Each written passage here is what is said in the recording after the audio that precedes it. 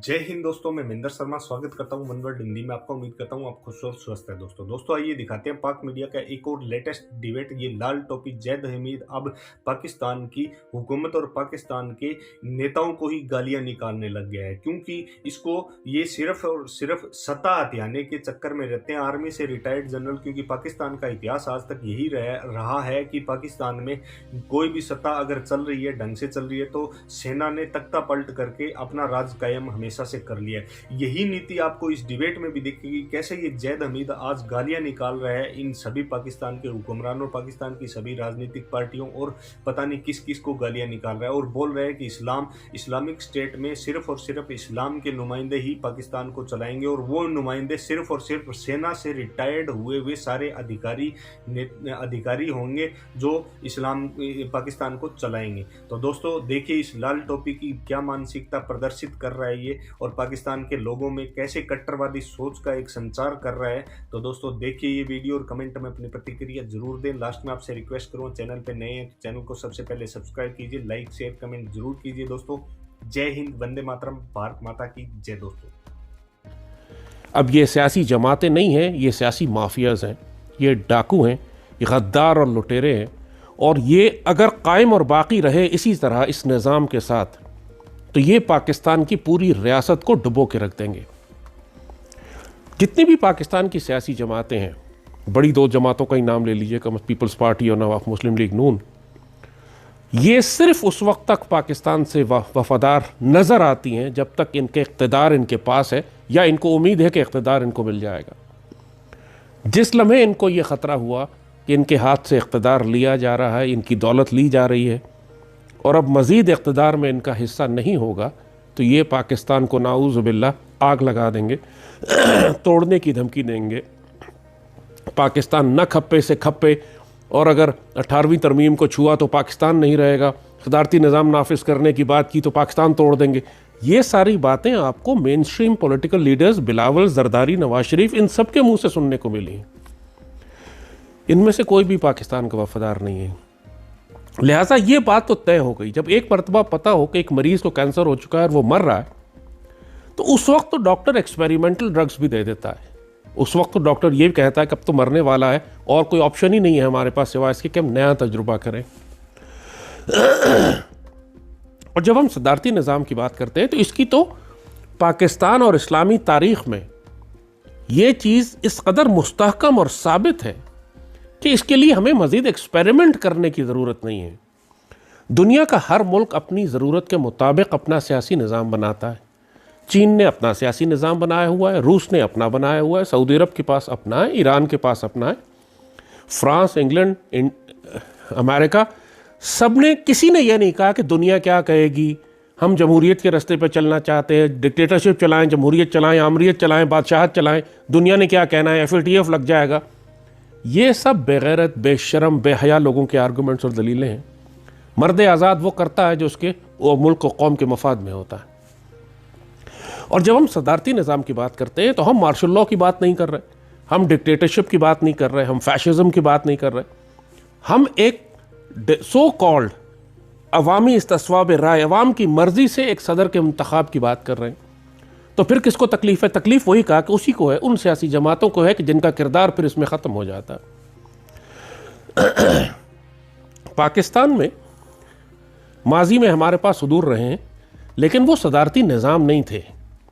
दो martial law बड़े बड़े सदर जो ज़्यादा ताकतवर गुजरे हैं, या तीन गुजरे हैं जिनको आप कहें, जनरल अयूब खान, जनरल ज़ियाउल हक, जनरल मुशर्रफ, और सिविलियन सदर हमारे पास रहे गुलाम इसहाक़ खान जैसे लोग। मगर हम वो सब के सब या मार्शल लॉ था या पार्लियामेंट्री डेमोक्रेसी थी, सदारती निज़ाम नहीं था।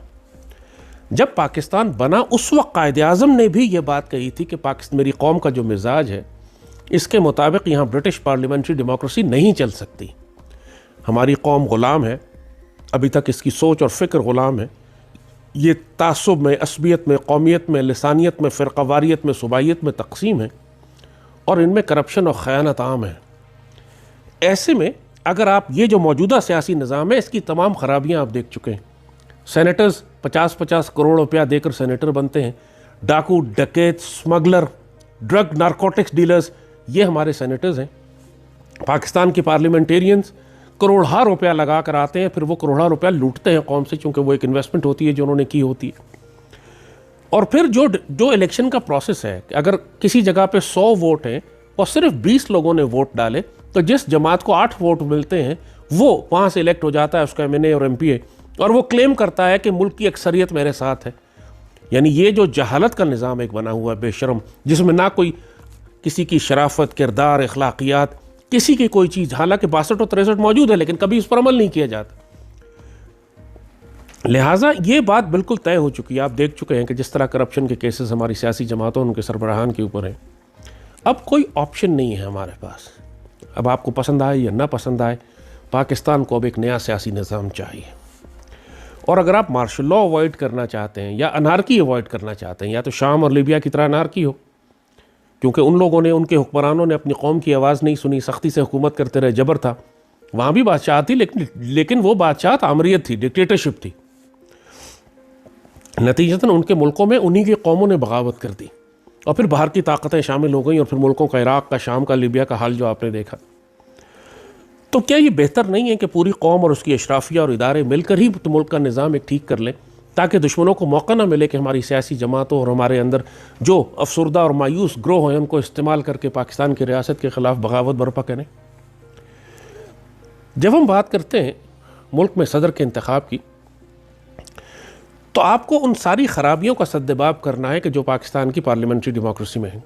हमारी सियासी जमातें इक़्तिदार में आने के लिए गैर मुल्की ताकतों से फ़ंड्स लेती हैं, गैर मुल्की ताकतों से नेगोशिएट करती हैं, सारी जब अमरीका जाती हैं, बात करती हैं कि हमें इक़्तिदार में लेकर आओ, हम तुम्हारे मफादात का तहफ़्फ़ुज़ करेंगे।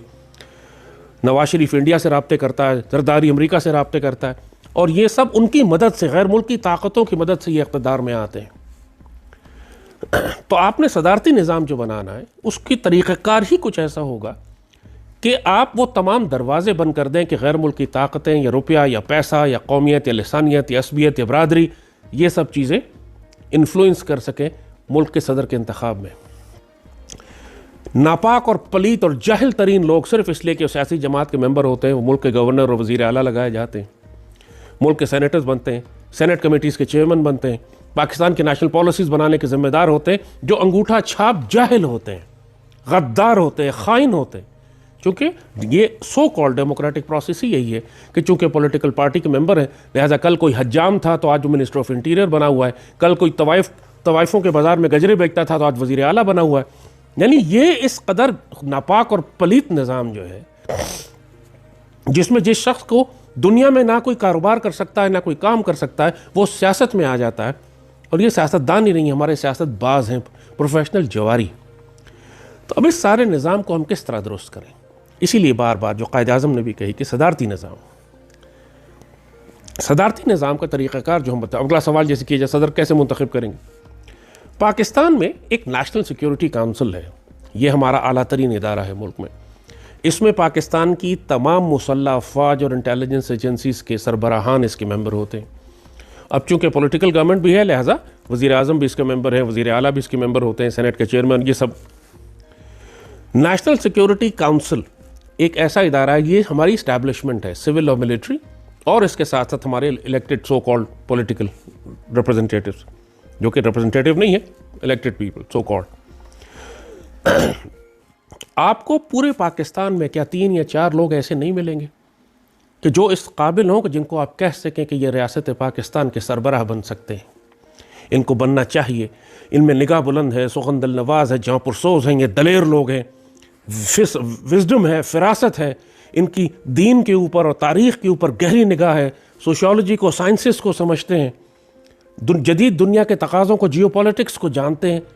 पाकिस्तान भरा हुआ है ऐसे लोगों से, मगर ये लोग सियासी जमातों में आपको नहीं मिलेंगे। तो पाकिस्तान की नेशनल सिक्योरिटी काउंसिल, जो हमारा आला तरीन इंटेलिजेंस के और प्रोफेशनल और डिफेंस के इदारे हैं, जो पूरे मुल्क की सिक्योरिटी जिनके ज़िम्मे हैं, आप इनको टास्क करें कि मुल्क में से 4 या 5 लोग हमें ऐसे निकाल के दें। आप पूरी कौम से कहें कि जिस आदमी को आप बेहतर समझते हैं उसका नाम आप लिख के नेशनल सिक्योरिटी काउंसिल को भेज दीजिए। नेशनल सिक्योरिटी काउंसिल के पास 1000-2000 नाम आ जाएंगे, शायद जिस तरह हमारा मुल्क का हाल है उसमें 2 करोड़ नाम आ जाए। अब उसमें से आप सेलेक्ट करके 6 या 7 लोग निकाल लें, 5 लोग निकाल लें, 4 निकाल लें, उनका एग्रेसिव इंटरव्यूज़ हो, उनकी बैकग्राउंड चेक हो, उनका ट्रैक रिकॉर्ड देखा जाए कि पिछले 30-40 साल में उन्होंने पाकिस्तान की क्या खिदमत की है, क्या उनमें वो सलाहियत है, उनमें आपको हो सकता है आपको उसके अंदर फौजी जनरल मिले, हो सकता है आपको उसके अंदर ब्यूरोक्रेट्स मिले।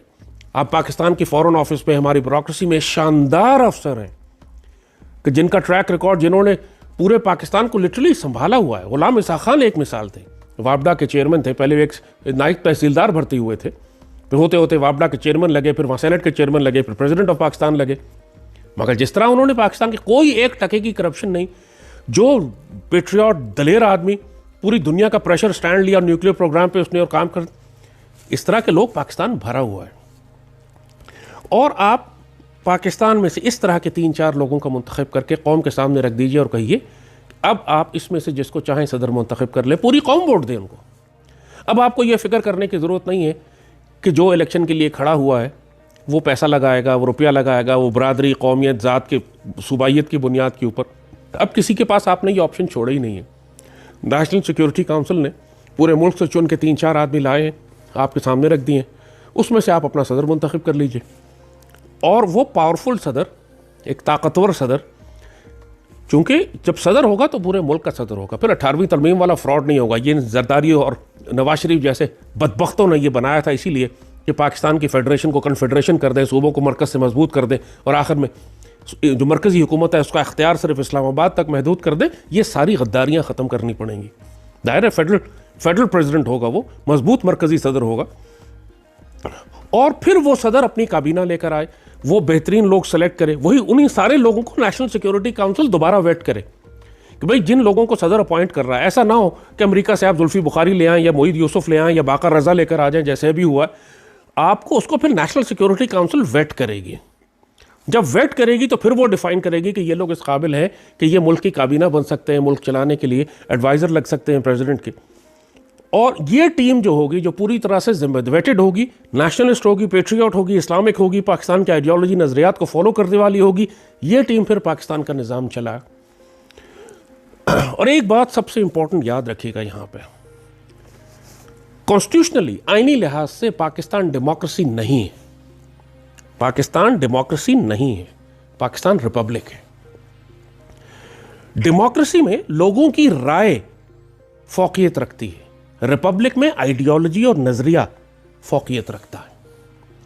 पाकिस्तान के आइन में पहली लाइन करारदाद मकासद की लिखी हुई है कि मुल्क में कोई कानून कुरान और सुन्नत के खिलाफ नहीं बन सकता। अगर डेमोक्रेसी हो तो ये कानून बन सकता है कि मुल्क में होमोसेक्सुअलिटी और गेज और लेस्बियनिज्म और बगैर शादी के रहने की इजाज़त होगी, डेमोक्रेसीज में इजाज़त होती है। लेकिन रिपब्लिक में, जहाँ पे पहली लाइन ये लिखी हुई है कि कुरान और सुन्नत के खिलाफ कोई लॉ नहीं बन सकता, वहाँ पे आप ऐसे कवानीन बना ही नहीं सकते। पार्लियामेंट पाकिस्तान में सुप्रीम नहीं है, कुरान और सुन्नत सुप्रीम है। अब वो अमल ना करे पार्लियामेंट, क्योंकि जैसे बाकी चीज़ों पे अमल नहीं करते, लेकिन कॉन्स्टिट्यूशनली भी, कानूनी तौर पर भी पाकिस्तान रिपब्लिक है। और रिपब्लिक जब आप बनाते हैं, और रिपब्लिक भी इस्लामिक रिपब्लिक है, इसका मतलब है कि कुरान और सुन्नत के खिलाफ कुछ नहीं हो सकता। तो जो मुल्क का सदर आप लेकर आएंगे, वो डिक्टेटर इसलिए नहीं बन सकता कि उसको भी कुरान और सुन्नत के मातहत रहना है। वो मार्शल लॉ डिक्टेटर और आमिर इसलिए नहीं बन सकता, वो हाफिजुल असद या सद्दाम हुसैन या कज़ाफी की तरह सफ़ाक जालिम इसलिए नहीं बन सकता कि वो बास party, secular communist, Marxist party के मेंबर्स थे। और जो पाकिस्तान का सरबराह होगा वो कुरान और सुन्नत को फॉलो करने वाला होगा, वो 62 और 63 को पूरा करने वाला होगा। वो ऑब्जेक्टिव रेजोल्यूशन की पहली लाइन जो पाकिस्तानी रिपब्लिक की फंडामेंटल बेडरॉक है कि कुरान और सुन्नत के खिलाफ कोई कानून नहीं बन सकता, इसके तहत काम करेगा। तो रियासत पाकिस्तान का ये मॉडल, ये खिलाफत के भी नज़दीक है। खिलाफत में भी यही मॉडल था। सैयदना उमर ने 6 आदमियों की टीम बनाई थी और साहबा से कहा था किसी एक को खलीफा बना लो, उसमें से सैयदना उस्मान को चुन लिया गया। आप यही तरीका पाकिस्तान में इंप्लीमेंट कर सकते हैं। ईरान में इससे मिलता जुलता एक तरीका है, वहाँ भी यही होता है कि एक स्पेशल उनकी राहबर कमेटी है, वो चंद लोगों के नाम देती है और पूरी को फिर उसके जो राहबर हैं वो अप्रूव करते हैं, फिर पूरी कौम उसमें से वोट देके किसी को सेलेक्ट कर लेती है। और वहाँ पावर डिवाइडेड है, प्रेसिडेंट के पास कुछ पावर्स हैं, रहबर के पास कुछ पावर्स हैं, आर्म फोर्सेज हैं, मसाजिद हैं, आइडियोलॉजी है, ये रहबर के पास है, मुल्क की डे टू डे एडमिनिस्ट्रेशन जो है ये प्रेसिडेंट के पास है।